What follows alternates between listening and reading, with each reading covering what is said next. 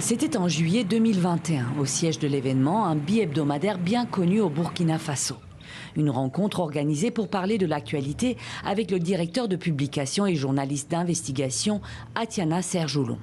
Une figure de la presse burkinabé, aujourd'hui portée disparue depuis un an.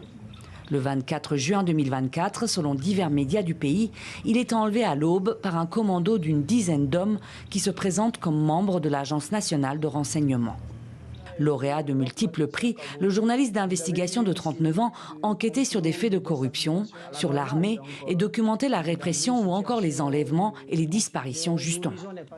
Aussitôt, les OMP, les organisations professionnelles des médias, appellent à sa libération sans délai. Un an plus tard, il est toujours porté disparu et son cas n'est pas isolé. Depuis le coup d'État d'octobre 2022 et l'arrivée au pouvoir du capitaine Ibrahim Traoré, plusieurs autres journalistes et chroniqueurs sont portés disparus. Parmi eux, Khalifa Rasseré, Adama Bayala, Alain Traoré dit Alain Alain. En octobre 2024, les autorités du pays ont annoncé que certains d'entre eux étaient réquisitionnés dans l'armée burkinabé.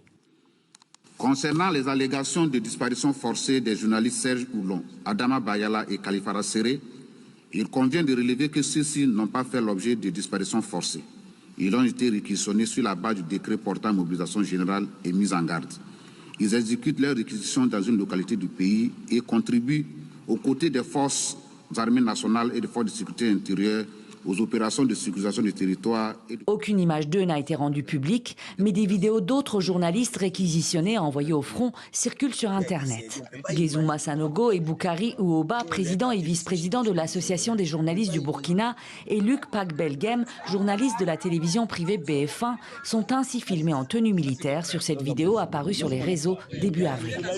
Plusieurs ONG dénoncent ce qu'elles qualifient d'enrôlement de force dans l'armée au Burkina Faso. Une pratique unique en Afrique selon Reporters sans frontières qui place le Burkina Faso au 105e rang de son classement 2025 de la liberté de la presse. En 2022, le pays occupait la 41e place.